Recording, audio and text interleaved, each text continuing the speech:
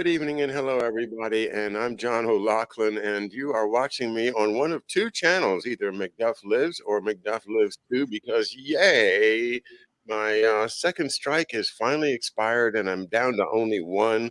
So I can swing away for another few innings in this great ball game of YouTube versus the truth.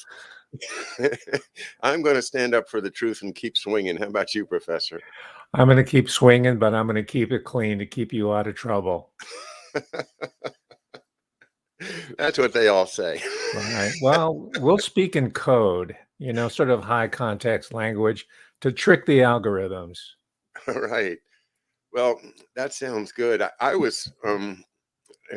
looking forward to tonight very much because I saw yesterday maybe 20 minutes of your show in which you did a deep dive based on a book by Robert Maxwell's wife and going into that family. Yeah, Betty Maxwell. There you go. But I'm thinking I was ruminating on how many times it's been in the shows that you and I and George have done, in which you have pointed to the importance of the female and how important was the role of the First Lady and Donald Trump and the cultural icon that is presented by a First Lady is a powerful political force that I hadn't really thought about until you had given us, your opinion on it. Other examples, well, for instance, Native American matrilineal societies, which was what the society here in the Southern Maryland, the Piscataway Indian, were matrilineal. And that's a kind of an interesting thing because if you don't mind, and I warned you before the show, but I'm going to go ahead and jump into this just for the fun of it. I've mentioned this channel called Useful Charts before, and this guy does a great job of putting together the dynasties or all kinds of interesting things. And not only that, he does a very good job of presentation. Well, following a couple of years of doing the dynasties in Europe, he found something out that I think is fascinating, and that is that there exists. Yeah, there it is. Oh, okay. Andy's got it up there. So hold on, Andy. Stop. Stop. Yeah, I was going to play it, but okay. All right. Yeah, I'm just going to go ahead and share my screen because that makes it easier for me to keep it. All right, here we go.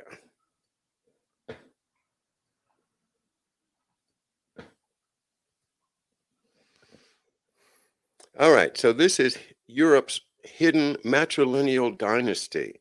And what it is he's gone through all the dynasties of Europe to the females and traced them back. And he's gone all the way back to about 1200 or so. Hidden dynasty that has been sitting on the thrones of Europe for the last 600 years. This dynasty has been hiding in plain sight, an open secret, so to speak. But strangely, no one has really noticed. What I'm talking about is not some sort of crazy conspiracy theory, but a simple fact of genealogy that can be easily verified by anyone with access to basic sources such as Wikipedia.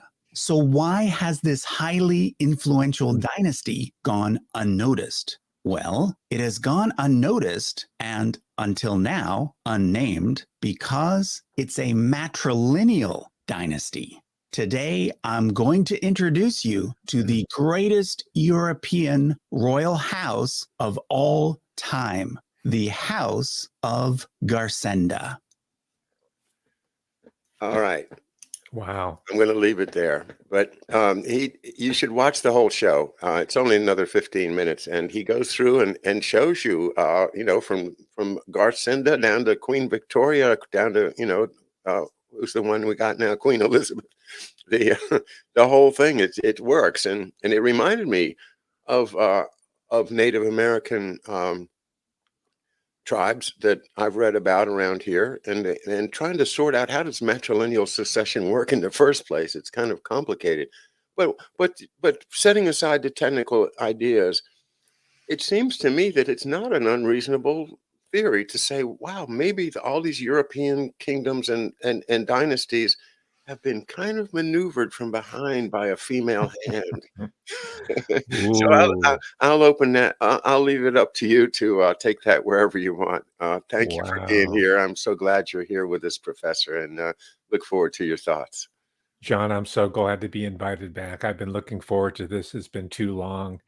And I watched your show earlier about your own studies, your own research about the Native American tribes in the Maryland area, matrilineally organized, as you structured, as you mentioned. And earlier today, I had a guest, Jamie Lee, who was doing the Hidden California history. And one of the early queens of what he calls the brown people, we know them as Native Americans, but he calls them brown people, was his Queen Khalifa. That's where California comes from. She was a dark-skinned female deity slash ruler. So I have long said that history is run on two rails. That's buggery and bastardy.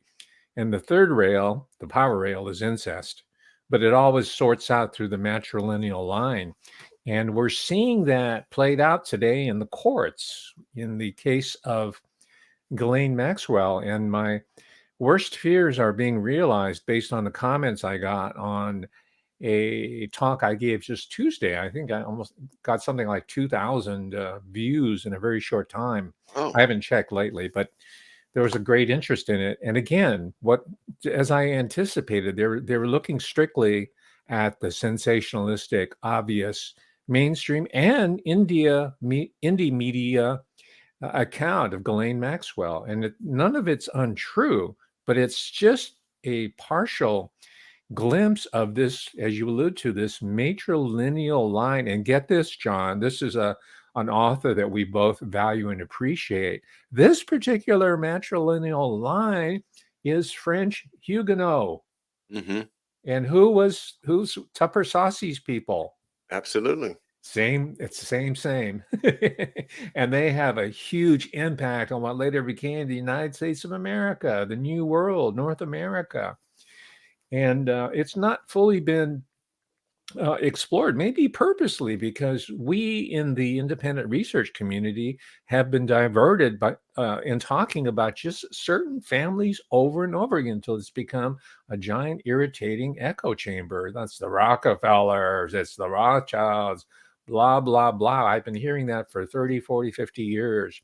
It's time we expanded the field of exploration and include these, especially in the Protestant Huguenot bloodline, which is where she comes from. I thought she was native to the British Isles, if there are such a thing, but her first language was French. And it's interesting that her mother and father, they were products of a quote unquote mixed marriage.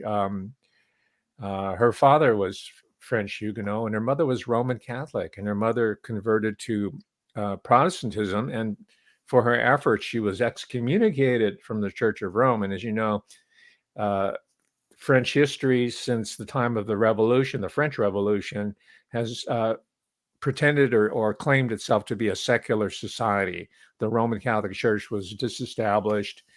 And for example, the Cathedral of Notre Dame, there cannot be any government or state money for its rebuilding or its rehabilitation, its restoration, its upkeep, because of that separation between church and state. Nonetheless, these bloodlines, which are sorted along these religious traditions of long standing, have not gone away, and they're still very much part of that circuit. So I'm interested in watching the rest of that video that you shared with me today and others who are watching this live chat to see whether he can make that connection with the power system, the larger religio-political power block that's running the world, really, even in the current days of the early decades of the 21st century. So this is it. Now, if I can just continue, and I'd like your insight on this, John. The real, and again, yeah, I agree. You've heard the phrase the the hand that rocks the cradle. hmm And in her case, she rocked it 9 times in 9 years. She had 9 children in rapid succession. That's not so unusual, except for the fact the last one was Ghislaine Maxwell.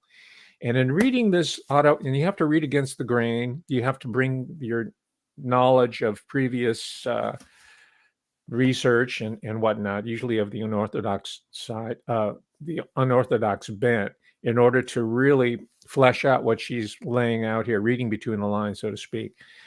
And in doing so, I suspect, and this has to be confirmed, and it's the responsibility of other researchers, and I'll be checking this out myself.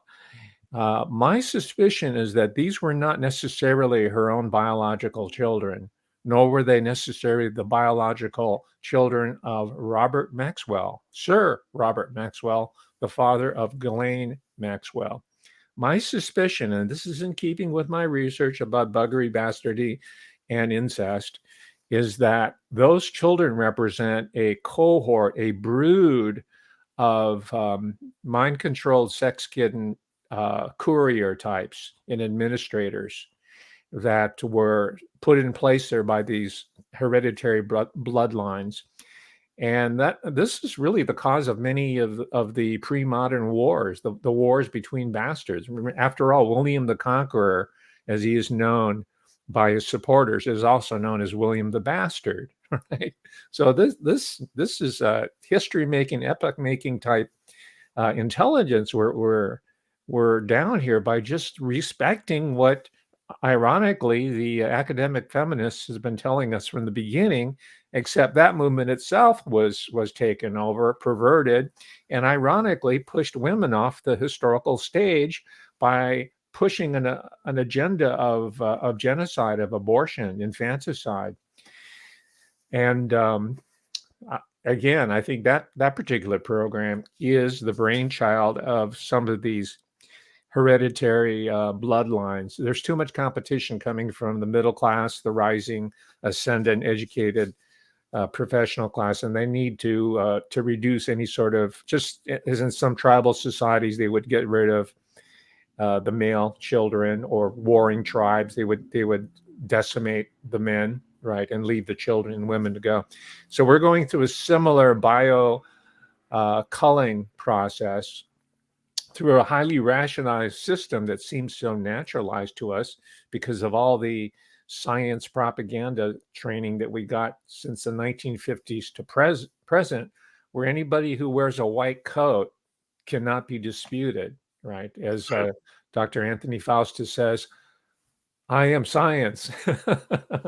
And we have these pop figures, what is it, Neil deGrasse and Mr. Science, Bill Nye with a little bow tie, and you know, we grew up with the worship of technology. And I'm not saying it's bad, but I'm saying that when you occlude or occult the true knowledge of society, then you wind up with what we're faced today in 2021.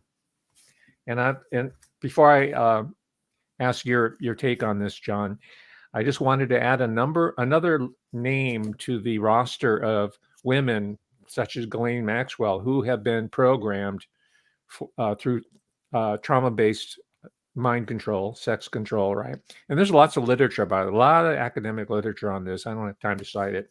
But another name, and this is something that we grew up as generational cohorts, John, we grew up with the Miss America pageant every year. It was like Americana, Burt Parks, here she comes, Miss America. It was an institution. But now, thanks to autobiography, thanks to a recognition of the women's voice and the power, the generative power in all societies universally, which is under attack right at this moment. But this woman named Marilyn Van Der Ber, right, of the Dutch diaspora, I assume. She was Miss America in 1957, and the title is Miss America by Day, and the subtitle is Lessons Learned from Ultimate Betrayals and Unconditional Love. Unconditional love is the story ends well. She did find love. She did find, she recovered herself, just as Kathy O'Brien did with Mark Phillips. It doesn't always have to end in tragedy, but first of all, you have to face the truth of your own existence, even if it relates to long-term, since the age of 5, incestuous abuse by her own father. And this also included her siblings of 3 sisters. So there's a total of 4 girls there. And it seems to have been, and she doesn't go into this, but I'm inferring here that it seems to be multi-generational. So through books like this and through autobiographical accounts like this and through sensationalistic criminal trials like the current one on Ghislaine Maxwell, we begin to form, through our own inferences and our own independent study, we begin to form a deeper understanding of the core evil and sickness of these ruling regimes built upon bastardy. There's nothing wrong with being an illegitimate child, but when you glorify it and create world wars on the basis of legitimacy versus illegitimacy, that becomes a problem. Bastardy, buggery, and multi-generational incest. Yeah, thank you very much, Andy Dybala, the fastest producer in the West or the Midwest. That's right. Or the East Coast for if I have a vote. Yes, globally. Thank you, Andy. That's when she won the crown. I think what, 1957? So that's her father. I think that's her own father, I believe.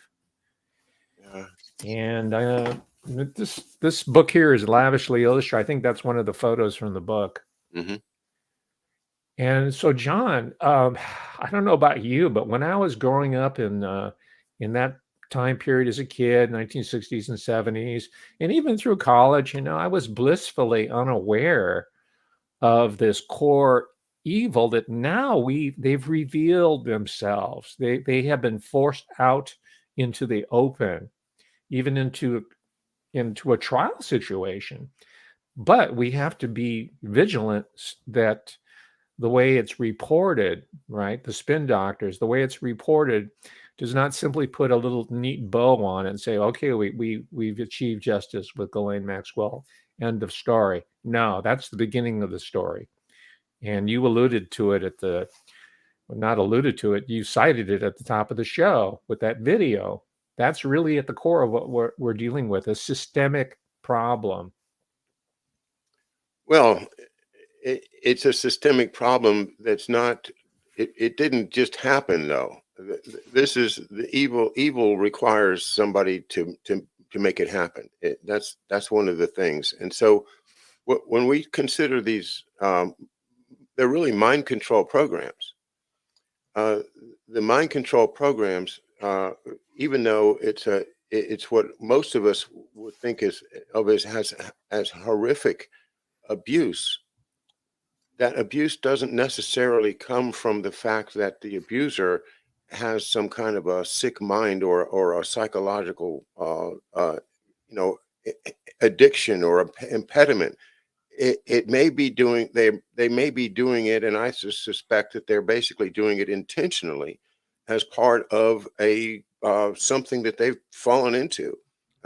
Maybe you're a great scientist and you end up at the Jet Propulsion Laboratory, and you meet somebody that takes you into a back room, and the next thing you know, you're part of something that you really didn't know you were going to get into, but you get seduced into it. And I mention that as an example because I know somebody that told me about her father that worked at that place and that ended up having to suffer through the things that you just referred to as the young Dutch woman or girl, Miss America, had to suffer through, and Kathy O'Brien did, and I join you in promoting Kathy O'Brien's work. She's done terrific stuff, and I believe her stories. I think we should all start just stop with the hesitation. There's too much of it. There's just too much. It's everywhere. I don't need to say anymore. Aquino and all of that creepy stuff and the satanic, right down to Podesta and that creepy. Well, we're not going to go there, but to me, getting back to the theme of it, the political control is the goal. Controlling individual people's minds is a way to achieve the political goal of controlling a country or a nation or a group of people.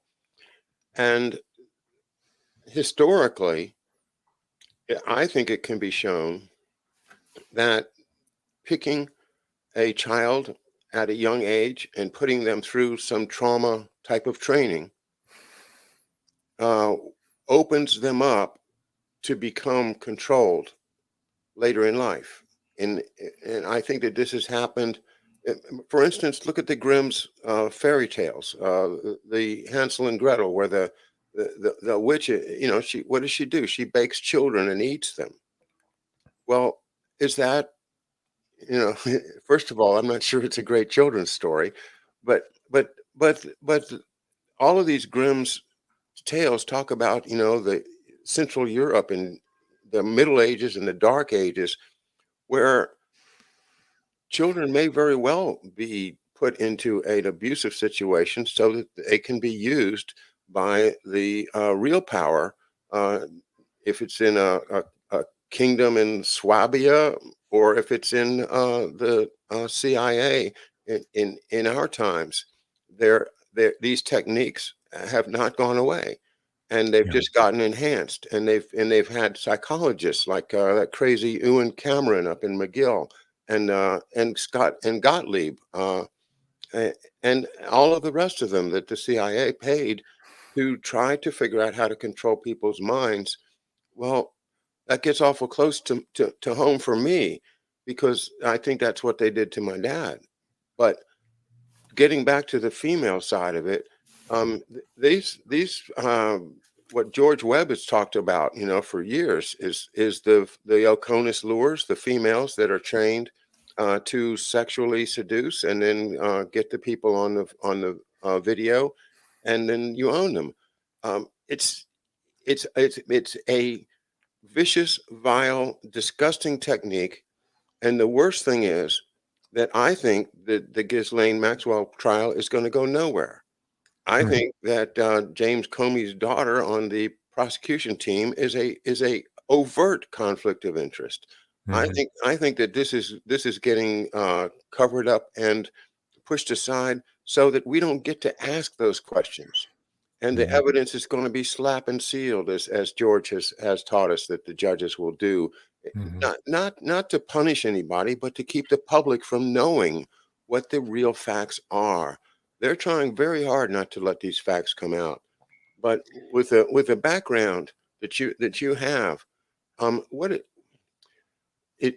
do you think? Do you think we're gonna have any transparency about the Maxwell family coming out of this trial? No, not in the trial. It's not going to come from government sources. They're thoroughly compromised, and me and along with millions of other people have given up on it.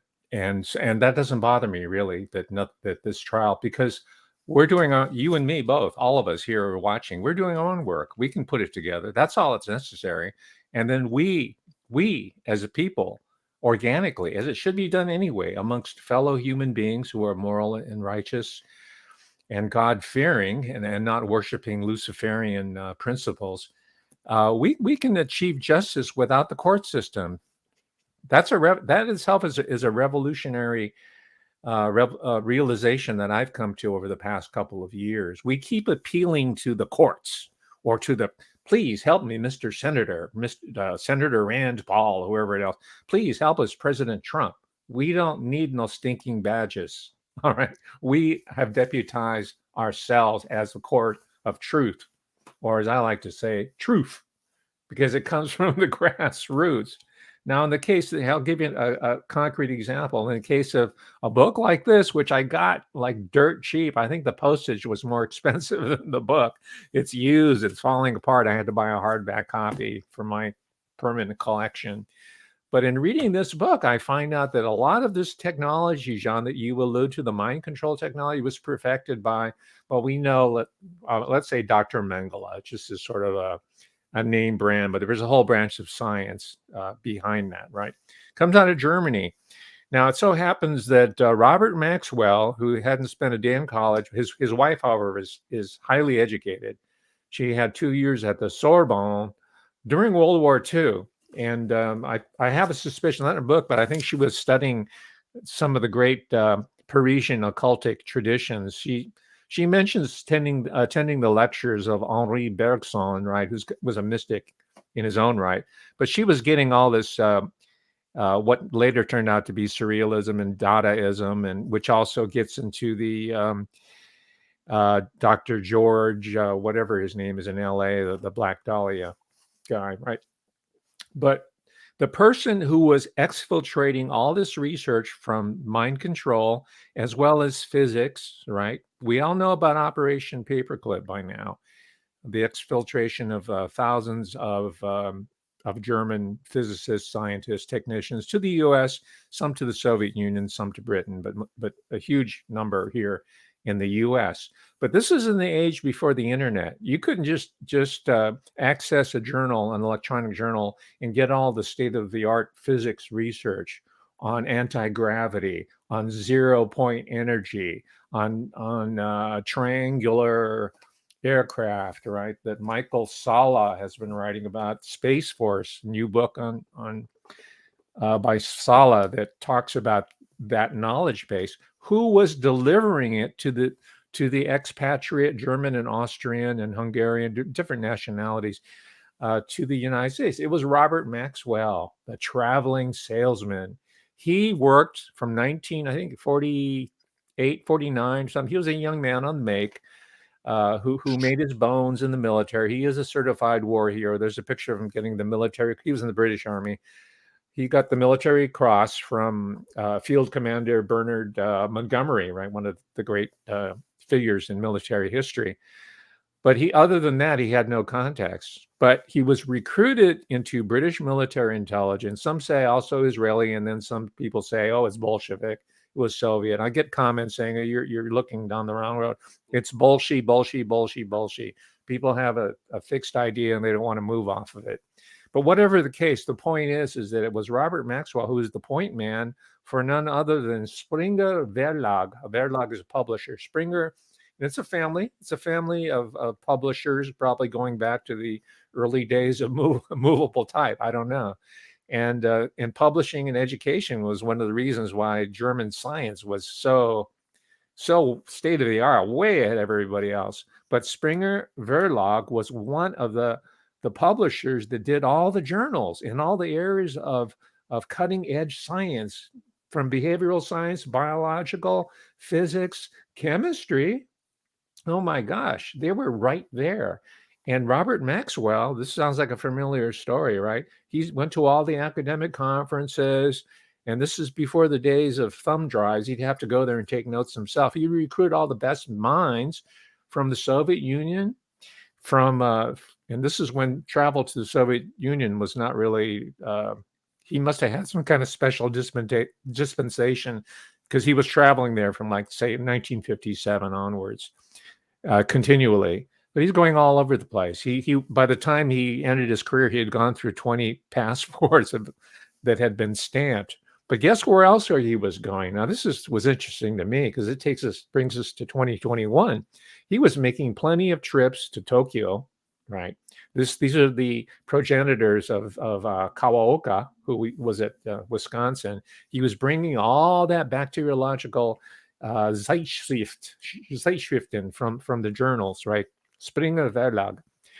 And he was taking also to Beijing and Nanjing, to the universities in China, as early as the 1950s. So they were getting it all, and it didn't really matter where he took it, because I think amongst the brain trust in Beijing, in Tokyo, City of London, in Moscow, in Berlin, or Frankfurt, they were all in on it. They said, let's create some wars amongst. That's part of their business model. And we're going to, in order to create this system of permanent terror, we're going to share all this science information. And Robert Maxwell is going to be delivering this to your doorstep. So your scientists can pretend to be in a space race or a nuclear arms sort of intimidation strategy for decades to come, or a secret space program. But we're all on the same team. We're all on the same team. And we know that now because as it turns out, there are a set of twin institutions that have shown themselves to be at the top of the pyramid. And that's what I call the NATO/United Nations Caliphate. That's them. That's them. That was the plan. And Robert Maxwell was right. He was a hustler right in the middle of it. He wasn't dealing opium necessarily. He wasn't trafficking in children, but he was trafficking in knowledge, in information. And that's boring, you see. That's not very sexy. That we can't talk about Lolita Express. We're talking about, gosh, German science written in Germanic prose. It reads like a Hegelian dissertation and all these equations. Boring. But the deal is that Robert Maxwell, as a facilitator, is the one person who's probably most responsible for the current state of chaos that we're living in. This terror state, this bioterror state. It all comes down to this facilitator, this courier named Robert Maxwell. And by the way, he's had several identities. He was born originally Abraham Leiber Hook, right, in Czechoslovakia, what is now Czechoslovakia. By the way, he was also a Carpathian from the Carpathian Mountains. You mentioned Eastern Europe, Central Europe. He was from Dracula land. Right? Mhm. He was from that area where the Grimm brothers were collecting these folk tales, which were not tales. They were just more like documentaries with narrative. Well, yeah. The Duke really does maintain this lady that she calls herself a witch, and she produces the Oconus lures for the emperor. Yes. That's the way it works. This is in pre-modern times. It's generationally perpetuated. So Ghislaine Maxwell is in a long line of these female, what George Webb calls Oconus lures. Yeah. But it's not just continental USA, it's global lures. And maybe off planet too. They might be having relationship with the Nordic extraterrestrials for all we know. Well, that's what Donald what's his name? The Dawkins, the school up in New York, what's his name? Barr. Oh yeah. William Barr's father. Donald Barr. Yeah, whose great opus is called Space Relations. and it's all about people having sex in zero gravity situations, and basically selling sexual servants back and forth. I hadn't read it, but this has been described to me a number of times. David Underdown and I have had some fascinating talks about the economy generally, and one of the things that I think we can all identify with is that there came a time in David's studies when he realized that everything that he was taught, in college, all the principles of how to run a corporation, how to say invest.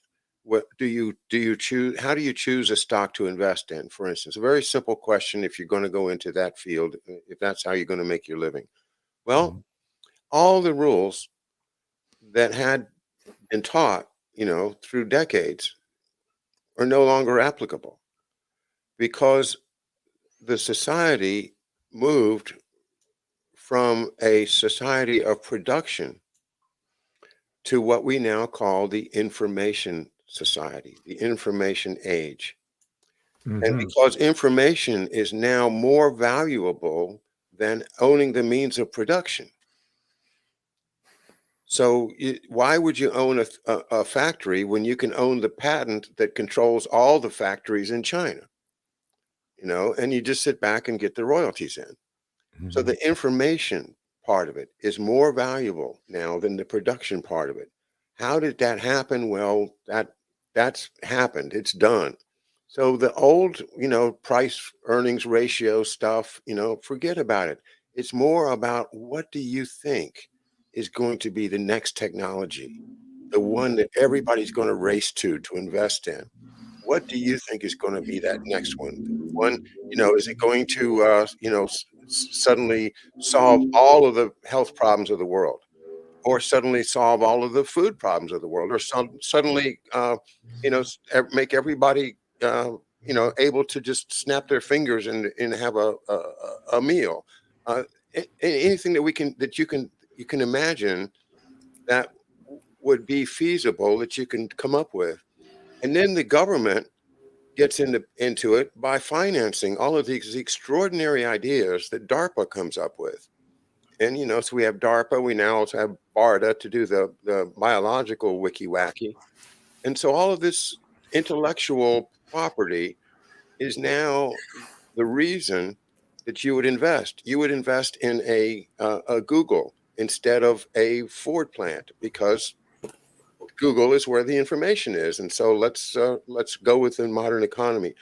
I think it's a big trap. I think it's going to be a disaster when it blows up. But you mentioned Maxwell as being a purveyor of information, and that is what I mean to bring this all together. Is that you're right? It's not only is it information, it is secret, highly valuable information, and valuable enough to take your own child and turn her into an Akonis lure. Absolutely. Now I have some good news and some bad news. The good news is that everybody in the live chat here, I'm going to give you a hot stock tip, right? John has talked about the information economy and how it's going to implode, and it already seems to be doing so. But I read this book over the past couple of days. It's by Dr. Michael Salla, and we've talked about him before in passing, John, right? You've asked me if I read his books. I got one of his books. I can't remember which one. I have this one, the U.S. Navy's Space Force, and I give these talks on my own channel because I don't like to get too much into the woo-woo with you, John. Oh, I got it. Okay. Antarctica's Hidden History. Yeah, I got to get that one. Yeah. I'm going to get the complete set, but the recent one here is called Space Force. It's called Our Star Trek Future. Forget about the Star Trek reference. He documents what is going to replace this is the true Great Reset. It's not just biotechnology and all that, but it's really the space economy. And macro economists have said it's going to be worth trillions of dollars. This is the new economy. It's the physical economy too, but the theater is going to be outside the ionosphere. That is mining nearby planets of rare or unknown materials, metals, and whatnot. Colonization. Space tourism is just sort of the pop lure that we're being tossed here. Oh, yeah. But this is going to be worth trillions of dollars. The only problem is it's the same network of people, right? The same families that are going to be monopolizing. They already are in the catbird seat. And the one name that keeps cropping up again and again is this Central Intelligence Agency. They have zero accountability in this new dawn of the space economy, space-based economy. They have zero political funding that they need to rely on, because up to this point they've been relying on the drug trade and human trafficking in order to have a self-financing or self-licking ice cream cone going. But they won't need any sort of civilian funding. They will be able, because they have become the new government. What we're seeing with Dr. Rand Paul and as a senator, or whoever, Ted Cruz, these people, whoever's the presiding judge over the Maxwell trial, these are largely ceremonial posts. These are ceremonial positions. It gets people all worked up about, well, she should have been guilty or she's not. It's the same show, right? So our biggest task for the moment, and I think we can overcome this perceptual hurdle, is to abandon any sort of hope in those quarters and just keep doing our work here. Because as I learned from rereading Ian Fleming, I'm rereading the entire 12 books of Ian Fleming as a understanding of how the other side thinks, MI6 in his case. Says assassinations won't work. If you assassinate someone from the Soviet bloc, that was his bête noire, right? Soviet agents, they're going to make him into a hero of the state. Right. So what his approach was, Ian Fleming through James Bond, was to beat them at the gaming tables. at chemin de fer or roulette, go to the casinos and embarrass them. And I'm finding out in reading the books, there's always a prominent gambling casino, luxury casinos, of course, subtext, where that's how he 007 beats the bad guys, whether it's Emil Goldfinger or this guy Sherrill, I can't remember his name. He's German, of course, his real name, but he's the bad guy in Moonraker. I can't remember. I'm getting the books mixed up. But he takes them to the gaming tables and humiliates them, outwitting them, outsmarting, out-cheating them so I think that strategy of embarrassment and losing face and humiliation is something that we can do, right? It's nonviolent. All we have to do is read the gossip rags, National Enquirer, which is a CIA operation in order to put out damaging information about people that they want to take down. That's pretty much what they do. We're attracted to assassinations and boom, boom, right? But the real success story of CIA and even the FBI is not boom, boom assassination. It's character assassination. Oh yeah, Yeah. and character destruction. Absolutely. Just taking somebody and destroying their life. Yes. Gaslighting their family, gaslighting their wife. That's what they do. Right. I see David Underdown is here, says Ian Fleming's dad and Mark Rich were both burlap sack tycoons. What does that mean, burlap sack? They were like parvenus or nouveau Let's riche? ask David. You got to tell us, because I don't know what it is, what it refers to either. But Let's hear from Detroit Dave. yeah, Ian Fleming. He's supposedly one of the high guys in MI6. I can't remember which one, but Special branch. we're waiting for. He was a newspaper man, by the way.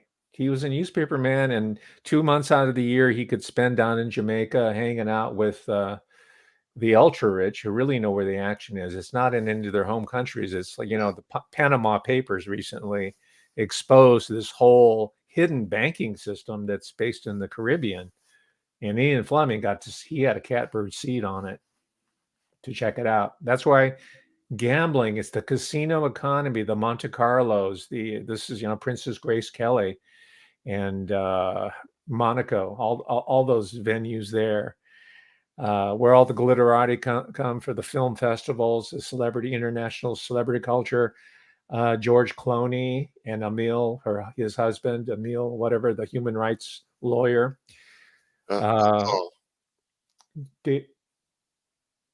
Amal, I think. Oh, okay. Amal Clooney. Yeah. Dave Underdown says founded on burlap. Ian Fleming's dad had a bank in London founded on burlap. They must have been in the burlap business, I mean, armies bought a lot of burlap, I'm sure they needed it for it their. Certainly helps if the burlap sacks were filled with opium. Well, that's the thing is when you now every time I see a casino, I think money laundering, and we have National Harbor here in Maryland, which George and I visited, dozens and dozens of times, and it's always a pleasure to go somewhere like that with George, because he knows all this stuff. And I didn't not understand it, but once you look at it and you realize, oh, that's why all the Chinese tourists are going to National Harbor, because they got their purses are just bulging with cash, and they're going to go and gamble it. And suppose you've got some hot money. Suppose you walk in with $100,000 of hot currency, but you put it into the gambling casino a little bit at a time. It disappears. You get some real money back. Maybe you only got 90,000 back because you're not a very good gambler, but that's 90,000 real money that you now you can really spend. It's all money laundering, and absolutely. So yeah, that's why the casinos and that's where the drug money goes. It's I had a girlfriend, Taiwanese American, whose father was a chef 6 days, 5 days a week. But on the weekends, he'd drive over to Las Vegas. It just takes a few hours to get there from the LA area. And I'm sure he was connected somehow. He'd take a bunch of money there and lose it, quote unquote, lose it. Now, on the other end of it, Robert Maxwell, he'd go down Monte Carlo frequently. $80 come back. He was so lucky the way she portrays it. He was just an incredibly gifted gambler. But these were payoffs. He was taking the cash back coming from the casino. And if people ask him, well, I wanted it at the tables, right? But these are millions of French francs or whatever denominations he was doing. So they're in a bit of a quandary on how to launder monies now that people know what it's about. My suspicion is that the real glitzy centers of gambling, Monte Carlo or whatever it might be, are moving to the Indian casinos, and that's where Jack Abramoff had an important role to play. Remember him, Casino Jack? Absolutely, yeah. Yeah, he was setting up the network there. Mhm. And sort of over the past few years or so, after reading about Jack Abramoff and his dealings, his shady dealings with the Pequot Nation, supposedly, and these were all posers. They weren't really Pequots at all. Reading about that as sort of an avocation, John, whenever I'm driving on the freeway, I always I have a lunch or I stop at a casino, ostensibly an Indian casino, and check it out and say, and because we're living the history. It would be like going to the Flamingo Hotel in the 1950s when Las Vegas was the destination place, right? They're glorified as the Rat Pack or whatever the George Clooney movie, that little gang that they formed, right? But the action now is the Indian casino, quote unquote Indian Native American casinos. I think that's where the money's flowing through. Let me get back to a question I've been wanting to ask you about Robert Maxwell, okay? Because I think I can admire him as a military guy, as a very, very smart guy, as somebody that can outsmart the crooks in a situation, kind of like a James Bond, and it sounds fun and sexy and cool. But you're familiar with the fraud charges against him.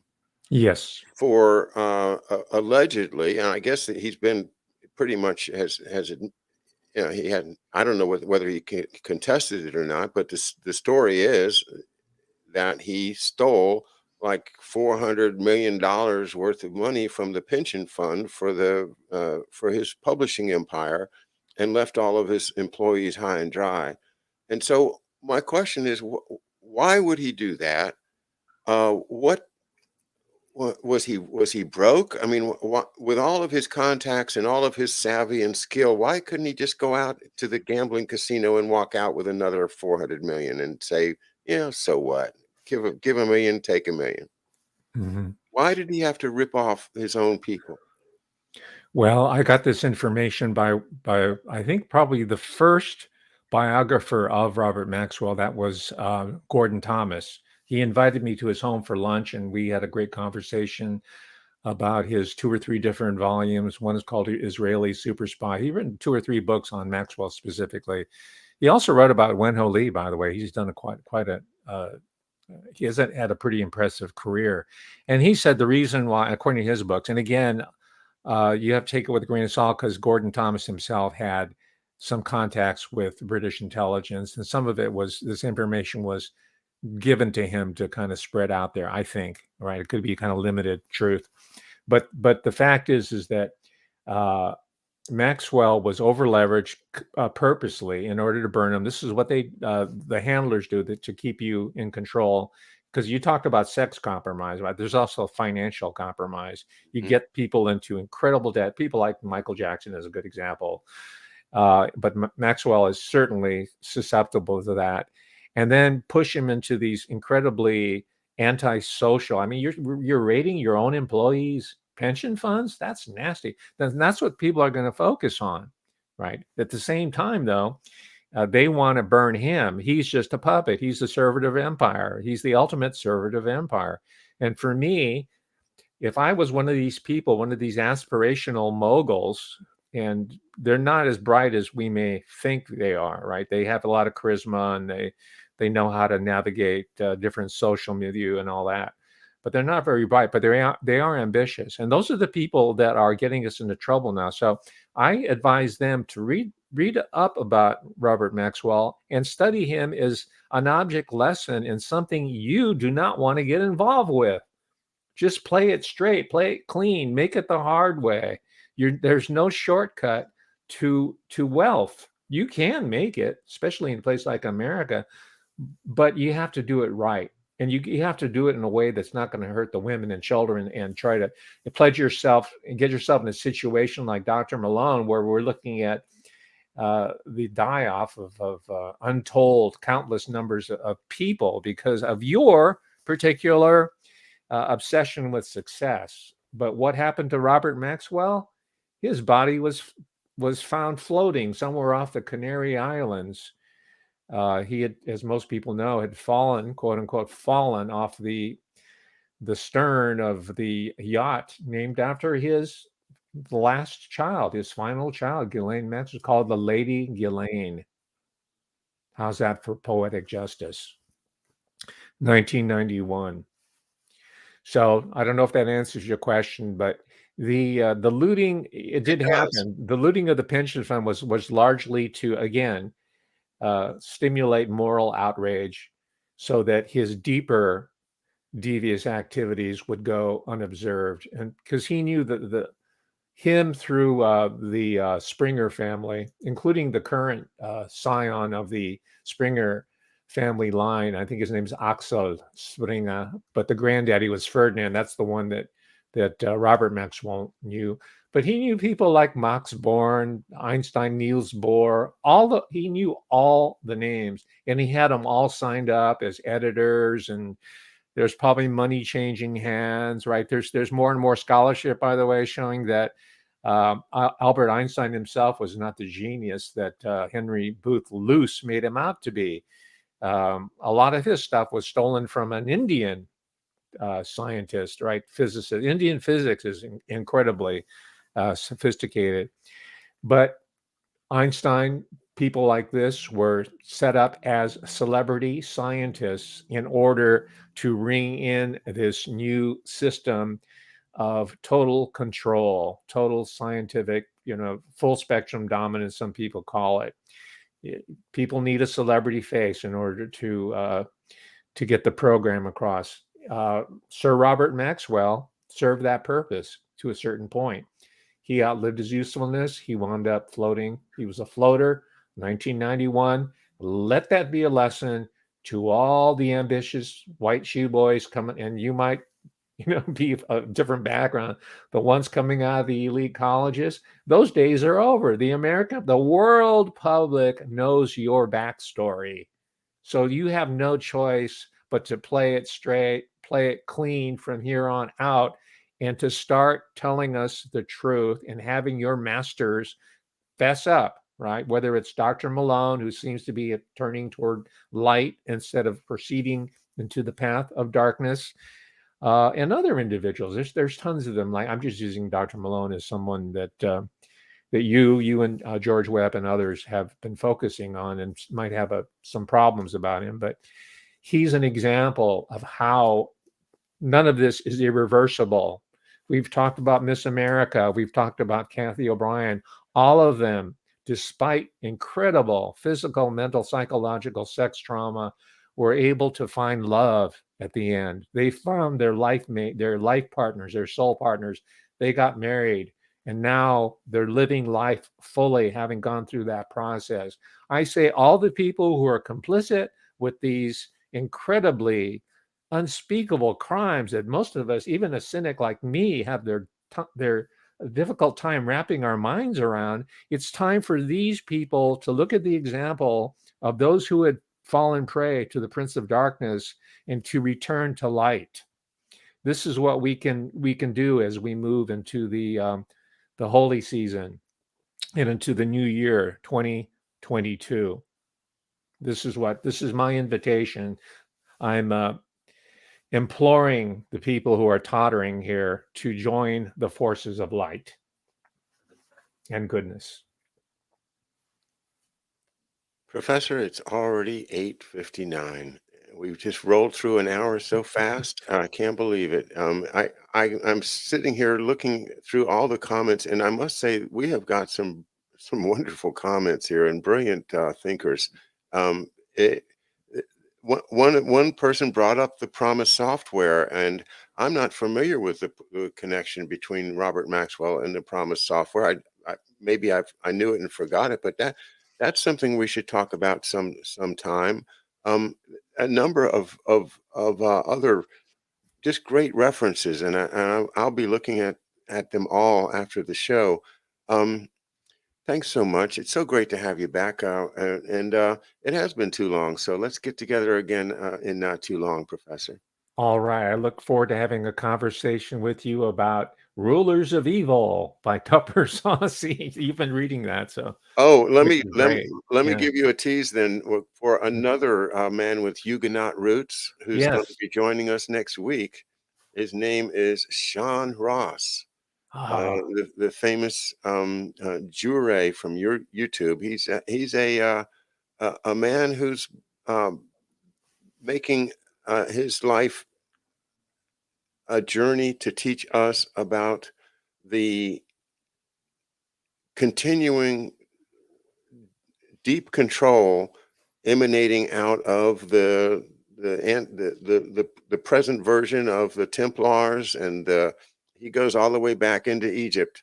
And he's a professor, highly qualified to talk about it. He understands the demotic language, and he ties it all together in an amazing way. So Tuesday at 11 a.m., because he's in Europe, we do the show in the morning. So another Huguenot to toss into the mix, and it'll be a lot of fun. thank you, John. All right. Thanks, everybody. And thanks very much to everyone who contributed to my Patreon last month. That was very, very kind of you. Thanks for the support for the channel. All right. Good night, everybody.